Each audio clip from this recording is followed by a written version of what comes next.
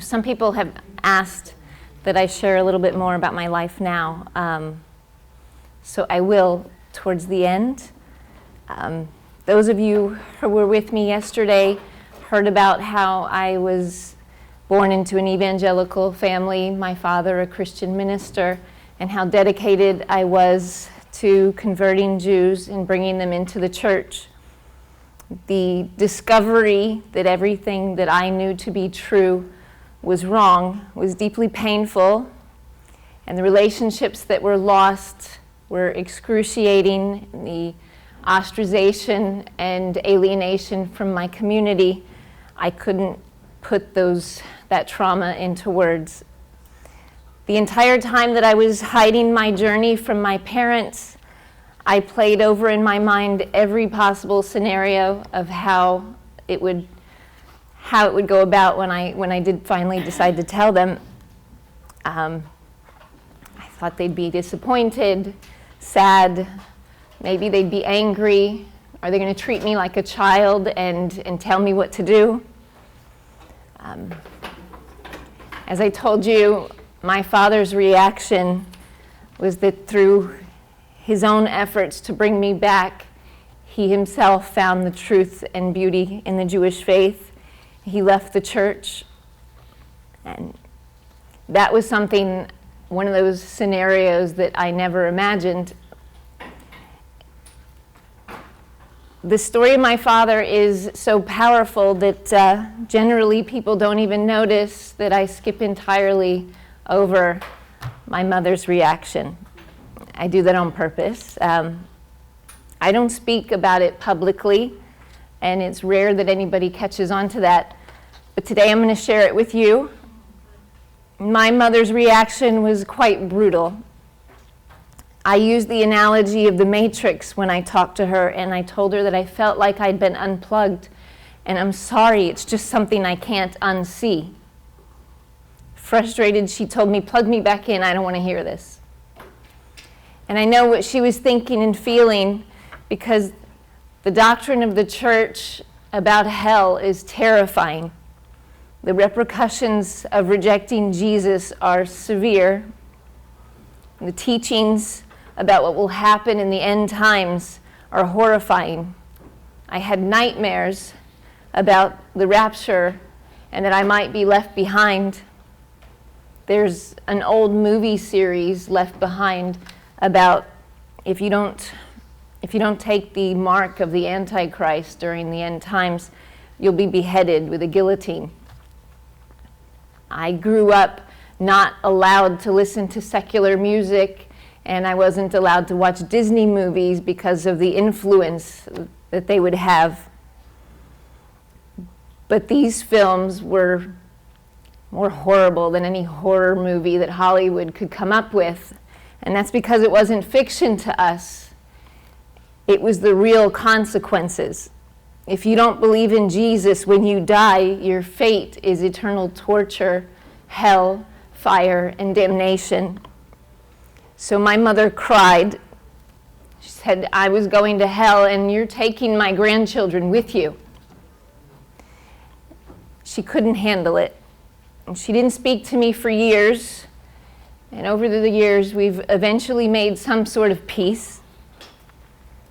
She came for Shabbos one day, and she watched my son make Kiddush, and she cried and couldn't take it anymore. So she won't come for Shabbos or any Jewish holiday again. When she lived in Houston, I was able to make short visits, never long enough for food to become an issue or be a burden. But she's since moved to Minnesota. I hadn't seen her in years because that makes short visits impossible, especially coming from Israel. I'll get into more about my mother in a little bit, but back to my father. As I said yesterday, he's no longer a minister and identifies himself as a Ben Noach. I understood his choice, and honestly, my life probably would have been a lot easier if I had made the same choice. But something inside me needed more. The more I learned about Judaism, the more I knew that I not only needed to know about it, I not only needed to see the beauty in it, I needed more than to just stand with the Jewish people and support Israel. I had to be part of it, and I needed to live it. And when Rabbi Samson asked me to share a few of the beautiful aspects of the Jewish faith, you'd think that that was a simple question, but it was overwhelming to me. We went back and forth, and I offered him a bunch of other topics that I thought would be more fitting, but he insisted. And for weeks, I have been going over and over again how to answer that question, how to answer that simple question. Distracted, I was reminded about how I grew up. Questioning was not only discouraged, it was seen as dangerous. Faith, I was told, meant believing without questioning. In fact, the more unbelievable something is, the more faith it took to believe it, and that was something that was a good thing. And I had faith. I believed with all my heart and soul. The New Testament teaches that if you have faith just as small as the size of a mustard seed, that you can move mountains. When I was 7 years old, I lost my hearing in one ear due to a complication to surgery, and I had 20% in the other. The doctors said it was impossible, but I prayed for years knowing that my hearing was going to eventually come back. When my grandmother died, I was 9 years old, and I was devastated. But I had faith, absolute and unshakable faith that she would come back. After all, the New Testament teaches that resurrection from the dead was possible. So I prayed all night, the night before her burial. I was certain that when I woke up, she was going to be alive, but she wasn't. And then there were the faith healers. I went to so many of their events, watching people around me suddenly being healed, knee pain, debilitating headaches, back problems. They were healed and walked across the stage. I heard testimonies of people who prayed for a new car and then got one. I was a tiny, scrawny little kid, and I walked across those stages so many times for my own healing, and nothing happened. I started to wonder, why are my prayers not being answered? What was I doing wrong? And then I started thinking a little deeper. How come all of these healings, they're not things that can really be verified? How come we don't see amputees' limbs grow back right before our eyes? And how come they're only happening on stages and not in hospitals or children's cancer wards where they're really needed? It couldn't be faith, because I had faith, absolute faith, and when I started asking questions, it was shut down. Don't you dare question God. The Bible is the divine word of God, and to doubt is sin. So I learned to push down my questions, but they never really went away. Years later, as a missionary seeking to convert Jews to Christianity, I met religious Jews who challenged my faith. They asked questions that I couldn't answer. I knew they were wrong and I was right, and I just had to seek out the right answers to come back at them with. If you heard my talk yesterday, you know that search didn't end up as I expected. The answers that I found changed everything. As I tried to come up with an answer to the simple question Rabbi Samson wanted me to speak about, it hit me. Questioning. The ability to question. Learning is one of the things I love most about Judaism, and questioning is not only allowed, it's expected. Moshe doubted himself and he argued with God. Abraham questioned and he challenged God. Job demanded justice.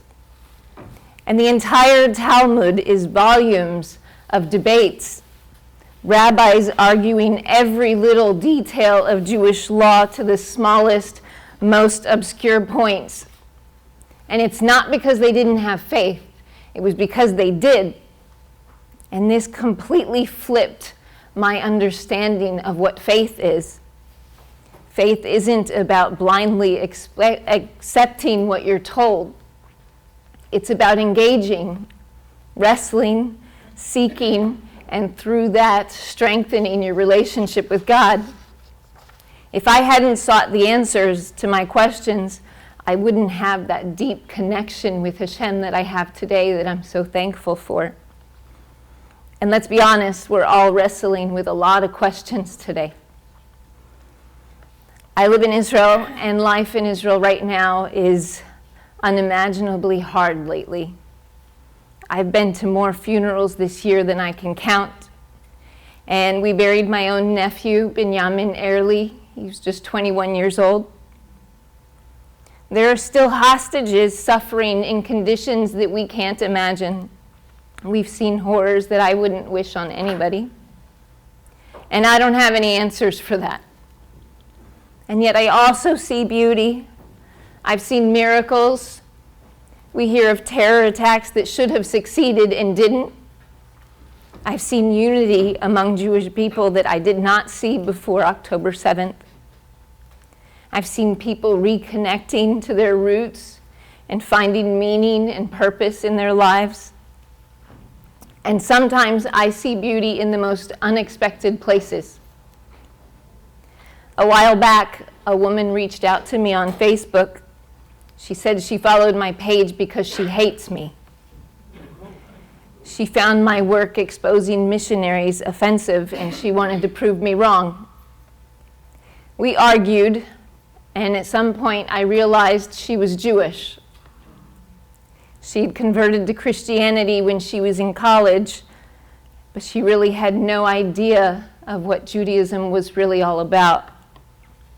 After October 7th, she reached out again. She told me that despite our past arguments, she wanted to offer condolences regarding my nephew who was killed in Gaza 1 month after the war started. And that small act of kindness led to conversations, one right after another, that lasted for days. She started asking me about Judaism, and I answered her questions. She eventually started to realize that she knew nothing about her own heritage. And slowly, she started to make her way back. Today, she's no longer a Christian. She's returned to the truth and beauty of the Jewish faith. Something I want you to ask yourselves is, what does being Jewish mean to you? In the work that I do, I watch a lot of videos of what missionaries are doing in Israel. There's a YouTube video by a missionary who goes around to college campuses looking for Jewish students, and he asks them, what does it mean to be a Jew? And almost every student gives the same answer. It means that my parents are Jewish and I don't believe in Jesus.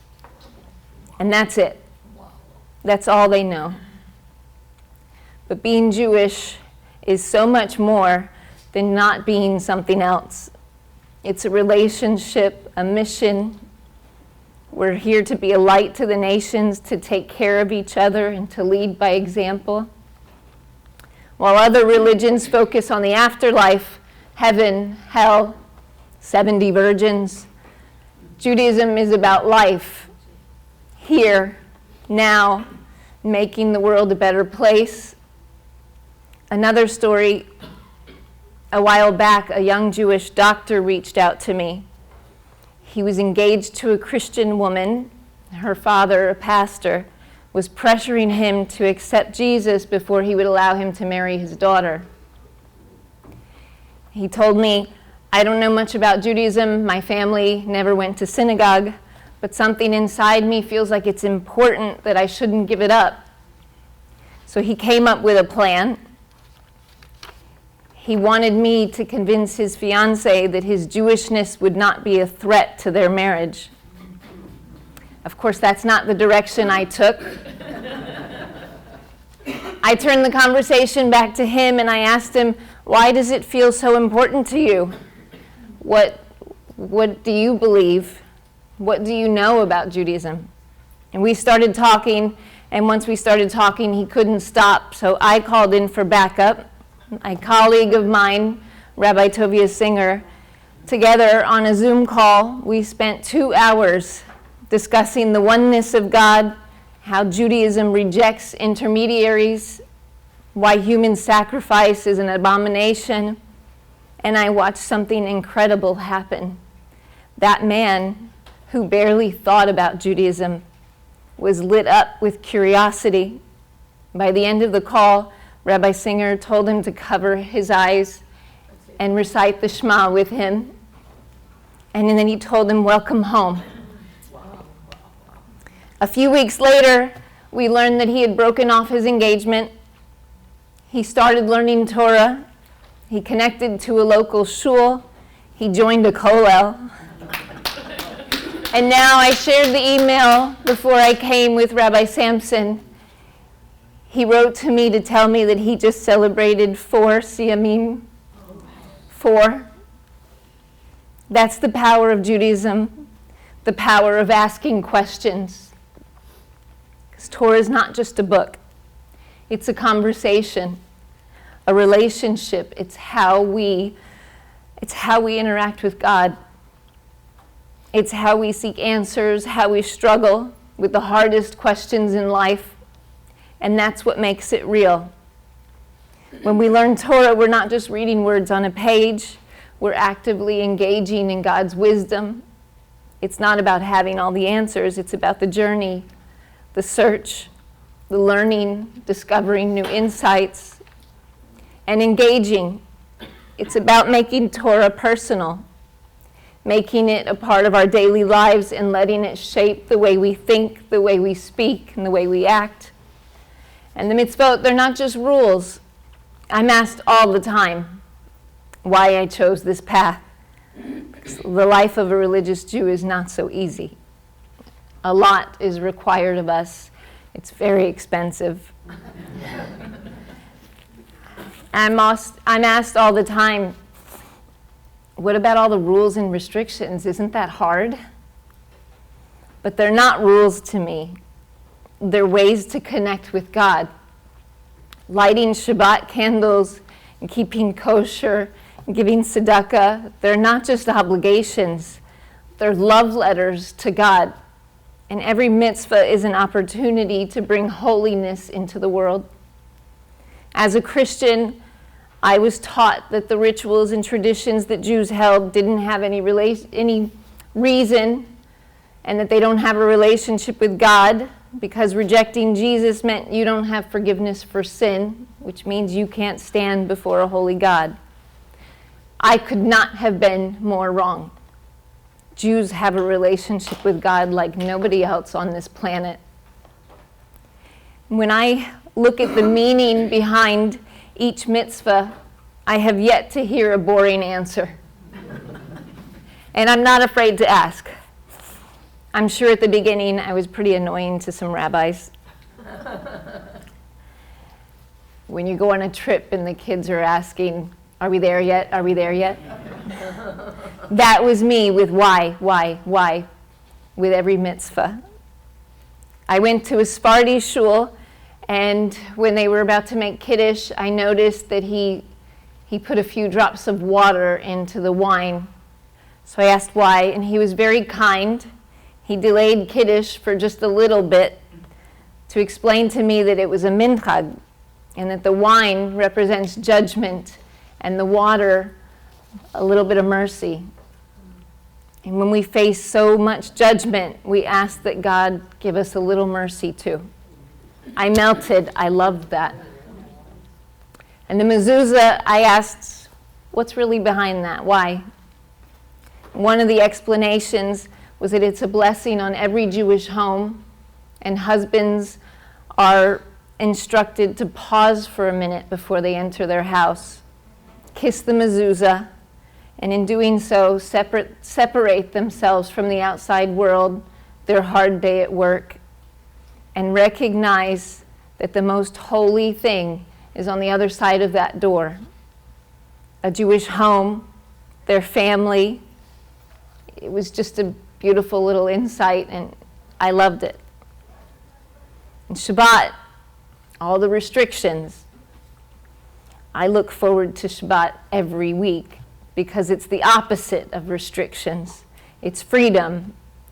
It's the one day of the week that I don't have to say no phones at the table.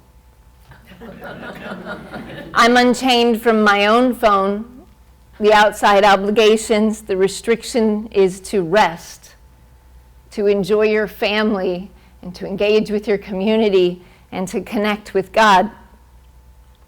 I thought I had all the answers and that I had a relationship with God. My first Shabbat meal with a family was both a little humiliating and beautiful. A 5-year-old child proudly stood up and gave his Devar Torah from his weekly Parsha sheet, and it blew me away. It was certainly more deep and more meaningful than anything I knew. I was violently knocked off that high horse I had been on, and I realized I know nothing. And I envied every single person at that table. They know their place. They know how to engage with God. They know how to pray. I watched that little 5-year-old boy, and I screamed inside, how do I go back to kindergarten and learn like that? It wasn't easy to learn everything there is to know about being a Torah-observant Jew. I've done it. I'm still doing it. I'm committed to it. I still daven partially in English and partially in Hebrew. Baruch Hashem, I have finally learned to bench completely in Hebrew. I'm still growing and I'm still learning. If you grew up as frum, I envy you. If you had the privilege of a Jewish education, even more so. My entire life, I felt I needed an intermediary to have a relationship with God. But you've had that connection all along, a direct line. You've always had it, and I hope you appreciate it. In closing, I want to say how much programs like this have helped me, not only me, but thousands, maybe hundreds of thousands of bringing people closer to Torah. You may not realize how successful the missionary efforts have been and how damaging they are to the Jewish community, but I see it every day. The statistics are shocking. In America alone, there are more than 250,000 Jewish people who have accepted Jesus, and they're in the church today. In Israel, the current statistics are that there are between 30 to 40,000 Jews that identify themselves as Messianic believers in Jesus. That number doubled since 2015 when I first made Aliyah. Millions of dollars are spent on the sole purpose of converting you, your children, and your grandchildren to Christianity. In my work of reaching Jews in the church, I've had the privilege of seeing many of them return back to the beauty of the Jewish faith. But it doesn't end there. I can tell you firsthand how difficult it is to walk into a shul and not know what's going on, everybody davening individually. I know it was a difficult hurdle for me, and I'm thankful for the people who were willing to show me how to daven or to tell me the page number that the other side was on. I can only imagine how much more difficult that is for a Jewish person who feels that this is something they should know and they don't. I'm sure that can be very intimidating. I'm honored to be here, not only as a speaker, but as a supporter of everything Project Inspire has been doing Because when a Jew returns, they need a welcoming place to go to. They need people who will embrace them no matter their background. Rabbi Samson does that. And to me, the people here, the people I've met this weekend, they represent the Judaism that I sacrificed everything to be a part of. Before we end, I want to jump back to my mother. A few weeks ago, just before coming here, I got a call from my niece that my mother was in really bad shape. Before Shabbat, she was taken into emergency surgery. My husband's a doctor, and he told me that her condition was not good. It was just before Shabbos, and he said, "You're not going to be able to leave until after Shabbos, and that means you're probably not going to make it in time to say goodbye." And the Project Inspire Week was just a couple weeks away.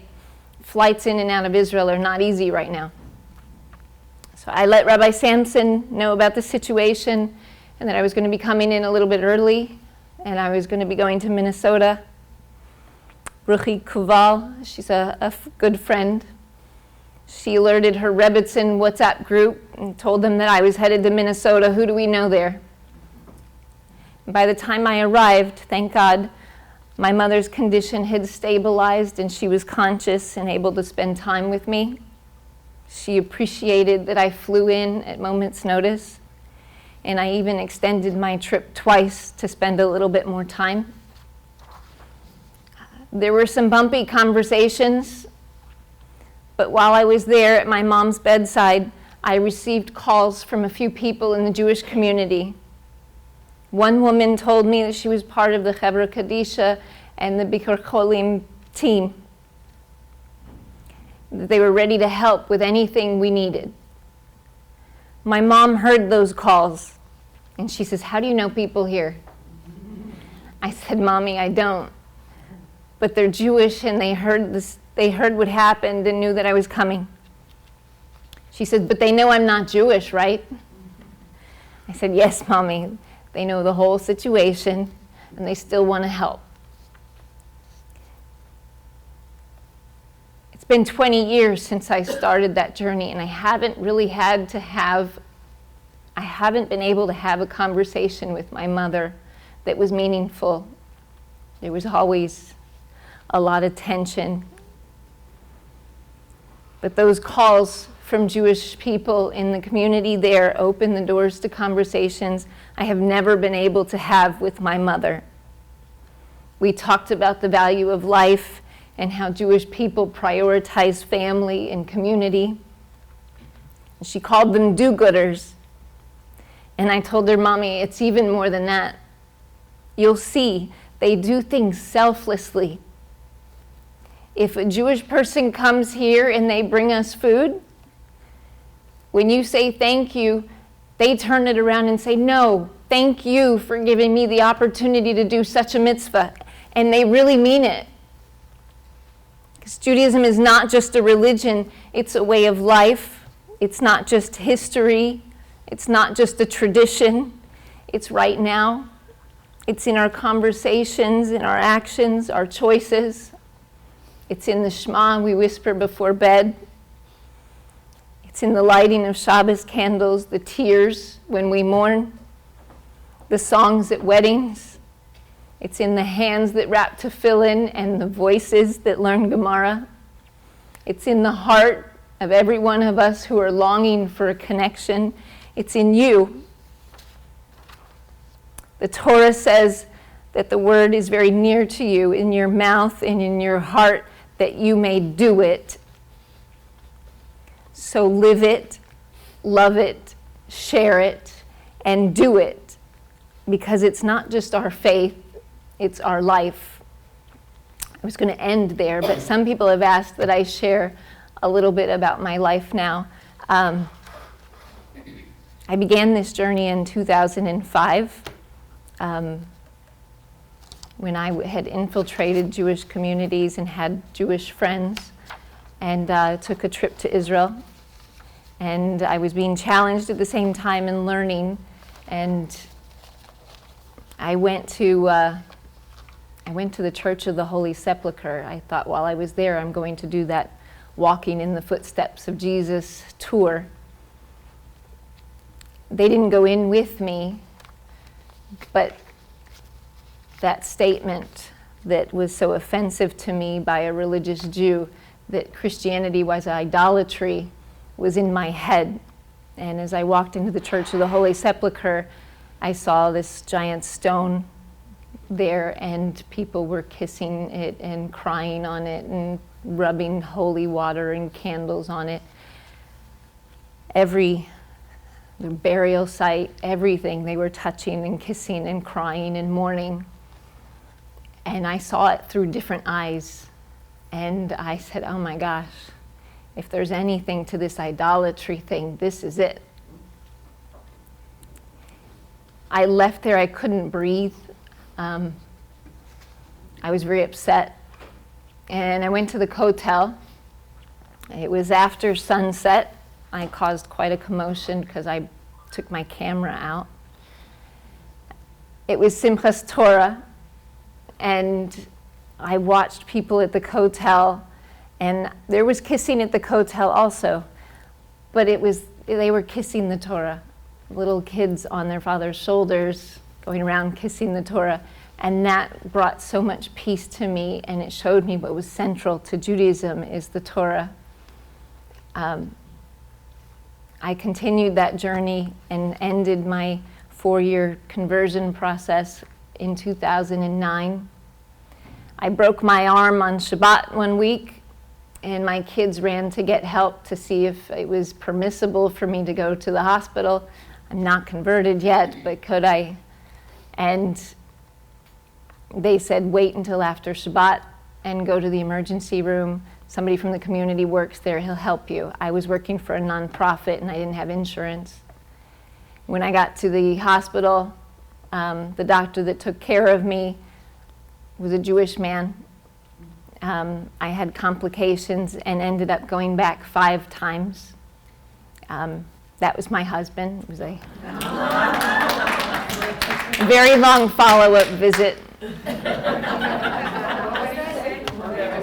Very long follow-up visit. What did you just say about follow? I had a lot of it was a long follow-up. He was my doctor. Amazing, amazing. Talk about Hashem being in your life. Yes. He gives We you had an arm Mhm. in order for you to have eternal happiness.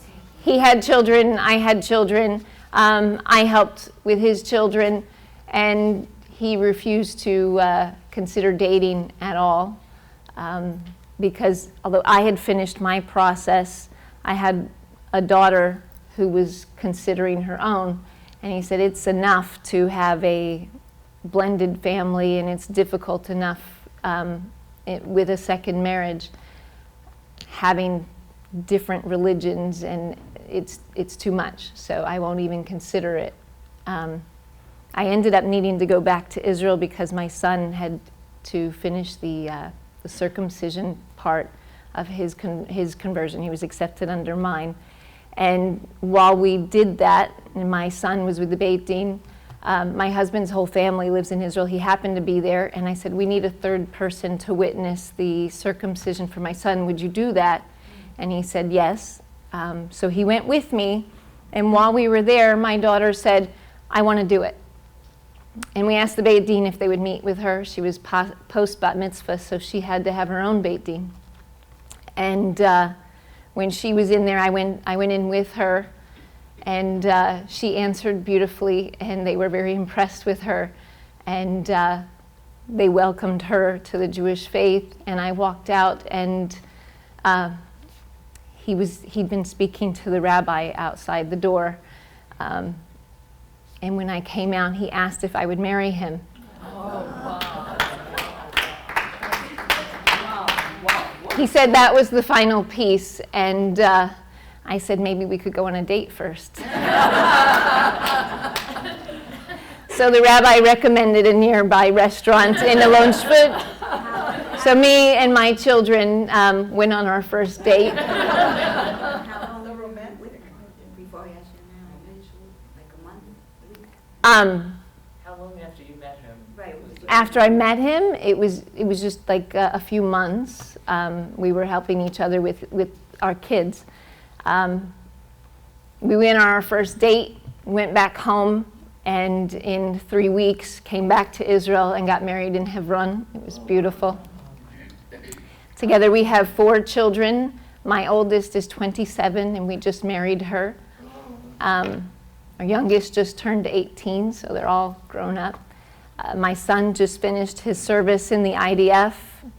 Another one is at Bar Ilan and finished her Shirat Leumi program. They love Israel. They've fully acclimated. Unbelievable. I never imagined that. I asked if one of them want to come with me, and they really have no interest in visiting America. They love their life there, and they're fully acclimated. I struggle with Hebrew. I work at home, and my children translate for me everywhere we go. But it's been an amazing journey, and I know many of you say how much I sacrificed and how inspiring that is. But I think Hashem orchestrates a convert's journey, and he customizes it for each one because the Jewish people have gone through a lot. So you have a blended family? Yes. I have a question. You know, the evangelical movement supports Israel tremendously with finances, and the Aliyah movement takes money from them, and all sorts of Jewish organizations in Israel take money from them. What is being done about that? Should It's we very be complicated. giving money? Ask the rabbi, that's not a question. No, I just It's want very to know complicated. I your speak thoughts to on that. government leaders in Israel and the City of Jerusalem Council because there are partnerships that are being formed that are very dangerous. But it's Jewish people want to see the best, and they certainly don't present themselves as proselytizers to a Jewish audience. So what our organization does is, because I know where to look, and they're dependent on American funding, in their fundraising efforts in America, in the church, they're sort of unfiltered and behind closed doors. So they talk about their agenda openly. They talk about how and what they're doing, and they boast about how many Jews they successfully brought to the church. And it's those videos that make an impact when I speak, and I take them to government leaders who have heard a different story, and they're often very shocked, and it puts an end to the partnerships. My hope is that if not ending the partnership, at least leadership should take on the responsibility of forming proper boundaries and guidelines in those relationships, because it's controversial. Accepting money, accepting their help, and I think rather than challenge that, because we are in a very difficult place, we need as many friends as we can get. Right. I think we should channel it and tell them how they can help. They can advocate for Israel. Thousands can march to Washington. They can advocate for legislation. They can be so supportive in so many ways. But when it comes to converting Jewish people, that has to be a red line that we don't tolerate. And our leaders need to stand firm in that and not allow it. Can you talk a little bit more about your actual work today? Are we allowed to? Do we have to be somewhere? No. We're okay? Yeah, we have to. In 9 minutes it started. 9 Oh. more minutes. Let me finish you asked, what do I do? No, explain a little bit more, yes, your day-to-day involvement and what you do and how you do it. And There are quite a few different things. One is bringing Jews in the church back to Judaism. how do The you do other that? is monitoring missionary activity worldwide to know who's doing what where. People send me materials and tell me what's been sent to them, and we track what organizations are operating in which areas and what vulnerable communities they're targeting. A lot of it is these getting videos and evidence that they do have an agenda to government leaders. For that, the shocking part is the infiltrations into Jewish communities. We had case after case of very big stories of infiltration, non-Jewish people disguising themselves as Jews and acting as rabbis and performing sacred Jewish rituals. Marriages, divorces is very difficult. They were giving circumcisions, writing Torahs, tremendous halachic ramifications. In Israel or both? In the U.S.? Both. The first big case was in French Hill. There was another family that for 10 years went across the U.S. And that one, Phoenix, Arizona. huh? Wasn't there something in Phoenix, Arizona? Yes, that one. And people, it's a big deal to recognize the red flags. Each case came about by somebody speaking up and saying something's wrong. That family from French Hill, somebody said, I saw another Facebook page with her in a different name. She got sick, she had cancer. And we started looking at the other Facebook and realized she has 2 different lives, 2 different profiles. She was collecting from the evangelical world charity and then the Jewish world in another profile, and they were confronted years before, supposedly did tshuva. Jewish people, you know, that's a big deal. But they didn't really sever that. They were paid missionaries by a big organization in the U.S. And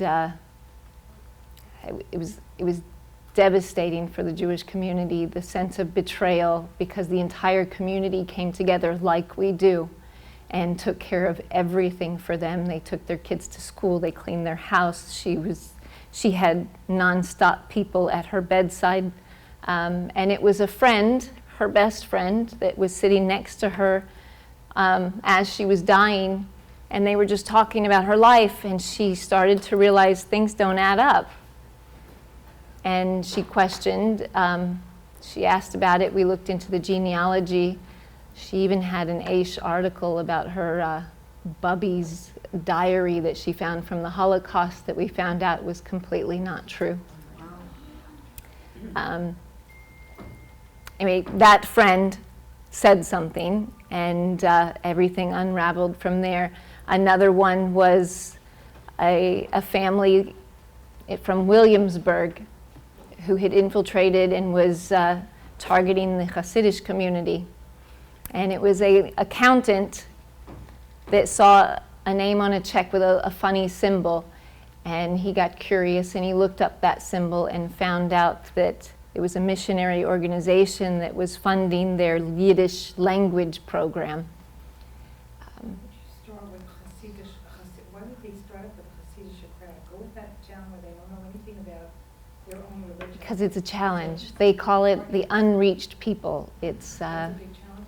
it's a big challenge. There's so many people that are so vulnerable because they know nothing about their own Jewish heritage.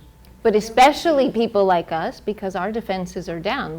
I think we think we're invincible, and we're not. Okay, but we also feel pretty strongly that we know all about our heritage and we're not so willing to give it up. Like you said, we were Thank God. stubborn about it. So you think, don't waste your time with these guys. Start off with the people who know nothing. Mhm. They're easy targets. Their souls are searching. They need something. Along comes somebody with this, because their souls are starved. But our communities are pretty insulated, so to... Unfortunately, some do, and they've been outed several times. We try to blow it up so big so that we can stop them, because they just disappear, they change their name, they disappear and show up in another community, even more from and doing more. But the heart-wrenching stories is just horrible. Yes, ma'am. Are there any signs, are there any, so that we are less naive, are there any signs that you can share that we should just be less naive and have our eyes open? Yes, I think all of us play Jewish geography every time we meet each other. And don't be afraid to ask. And when something doesn't add up, like don't ignore that and dig a little bit more. There's a difference between giving a visitor, an aliyah when they walk into a shul, But if you give them a position of leadership, make them the administrator of the shul or the supervisor for kashrut, that should be looked into a little bit more. They should be asked about their Jewish background and prove things. And they take advantage of good Jewish people. They intentionally latch on to rabbis who are dedicated to outreach and want to do everything they can to help a Jew. They portray themselves as a Baal Tshuva, have no connection to their family. We never had a wedding. Could you give us a Jewish wedding? And this rabbi with a huge heart says, sure, and gave them a chuppah, which allowed them to start their Jewish documentation. And then just step by step. And thank God, when it came out, there were rabbis that stood up and said, I didn't do my due diligence in researching that, and immediately took responsibility and reported it to the rabbinate. And but it's hard because we weren't prepared for this. The rabbi in French Hill, he received smicha online. Nobody ever thought that a missionary would be in a smicha program. So you wouldn't even think to ask. So it's not that we're not doing our effort. We never imagined that this would be possible. So then what happens? Now they look like a frum family, and he's a rabbi, and he has smicha. Now, how does he take people out of, the religion and into, how does that? There's a covert missionary and an overt missionary. The ones that are offensive on the street, you point out right away. The role of a covert missionary is to be absolutely silent. If he shares, he would be outed right away, so he doesn't. He's quiet. He takes on leadership roles, places of influence, and his goal is to be in place for when the second coming happens. He's in place to harvest the stole. They do deceptive things, like if you've ever wondered how you got on the mailing list of a missionary organization, it's usually that somebody's gotten a hold of or has access to databases. They slip things into the Beit Midrash. Each time we've found a covert missionary, there's missionary materials inside the sefers. And they do it in deceptive ways. They also become aware of all of the vulnerable people in the community because they're part of the community. So they become the door that tells the overt missionaries, this person is struggling, and they point out the vulnerable people who are going through a divorce, just suffering from grief of some sort or struggling, and then all of a sudden somebody's knocking at their door with everything they need, and you think, wow, Hashem sent them to me. So it can be dangerous. Yes, ma'am. So, here at Project Inspire, right, we're all here like, okay, we have to be the army, right, to go out and for help with the unaffiliated and inspire each other.